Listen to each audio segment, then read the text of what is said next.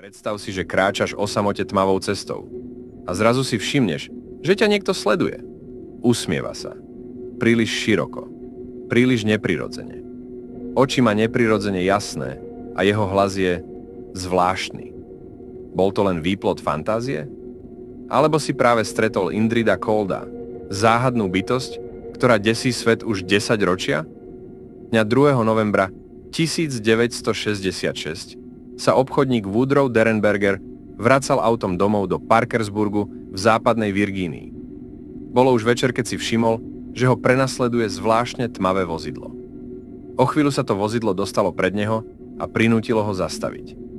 Keď sa lepšie prizrel, uvedomil si, že to nebolo auto, ale podivne vyzerajúce lietajúce plavidlo, tvarom pripomínajúce starú lampu.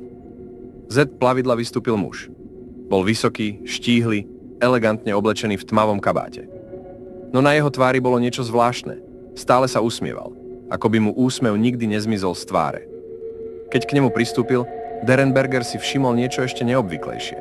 Muž s ním hovoril, no jeho pery sa nepohybovali. Počul ho priamo vo svojej mysli. Muž sa predstavil ako Indrid Cold. Upokojil Derenbergera, že mu nechce ublížiť. Povedal, že pochádza z veľmi vzdialeného miesta a že ho zaujíma ľudstvo. Tvrdil, že v jeho svete sú ľudia úplne ako my, len sa medzi sebou rozprávajú telepaticky a nemajú násilie ani vojny.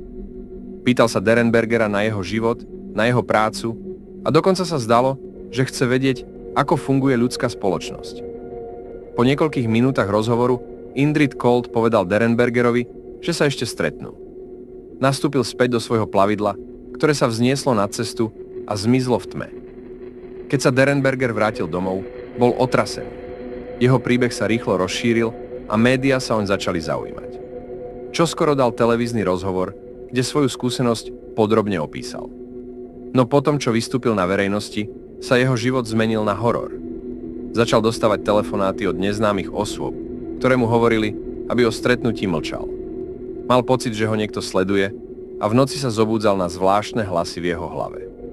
Tvrdil, že ho Indrid Cold ešte niekoľkokrát navštívil a že ho dokonca vzal na svoju planétu s názvom Lanulos, kde videl jeho civilizáciu.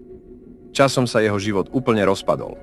Prišiel o prácu, jeho manželstvo sa rozpadlo a trpel psychickými problémami.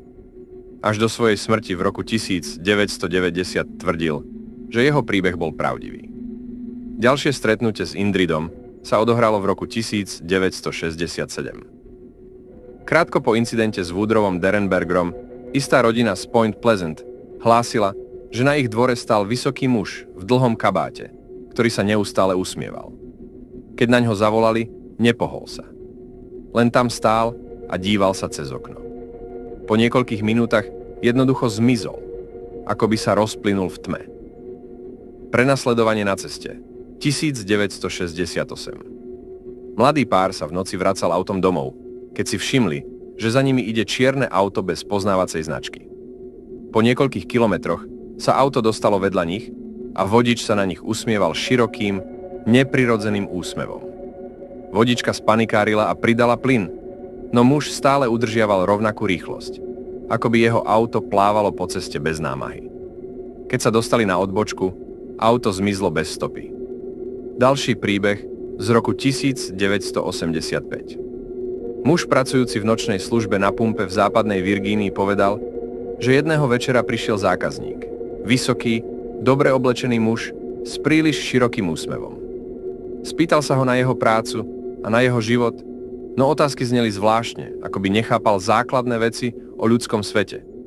Keď muž zaplatil a otočil sa na odchod, pošepkal zamestnancovi do ucha: "Hovorte len to, čo máte hovoriť! Nič viac! Čas sa kráti!" Potom nasadol do auta a zmizol. Ale Cold nebol jediný. Po tomto stretnutí sa začali objavovať ďalšie správy o podivných postavách, ktoré sa len ticho usmievali v noci. Tvrdili, že videli jeho loď. Iní, že ich sledoval. A niektorí dostávali čudné telefonáty. Niektorí ľudia tiež tvrdili, že po stretnutí s Indridom Coldom mali výpadky pamäte, podivné sny, alebo dokonca stratu času, teda chvíle, keď si nepamätali, čo sa s nimi dialo celé hodiny. Legendy hovoria, že Indrid Cold, tajomný muž so zvláštnym úsmevom, sa zjavoval na rovnakých miestach, kde boli hlásené pozorovania UFO. V týchto oblastiach sa často vyskytoval aj ďalší podivný jav. Tajomná bytosť menom Mothman. Toto stvorenie s veľkými, netopierými krídlami a červenými očami sa objavovalo v blízkosti týchto záhadných javov, čo vytváralo dojem, že obidve postavy, Indrid Cold a Mothman, môžu byť prepojené s niečím nadprirodzeným alebo mimozemským.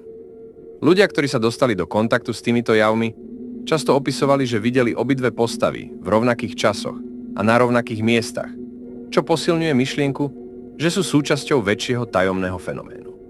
Kto vlastne bol Indrid Cold? Mimozemšťan, cestovateľ z inej dimenzie alebo niečo úplne iné? Tento tajomný muž s telepatickými schopnosťami a nezvyčajným správaním zostáva záhadou, spojenou s UFO fenoménmi a legendami o Mothmanovi. Možno nikdy nebudeme mať odpoveď, ale jeho príbeh stále podnecuje otázky o tom, čo sa naozaj skrýva v týchto nezodpovedaných tajomstvách. A ak sa vám video páčilo, nezabudnite dať like a prihlásiť sa na odber pre ďalšie záhady a tajomstvá, ktoré ešte čakajú na odhalenie.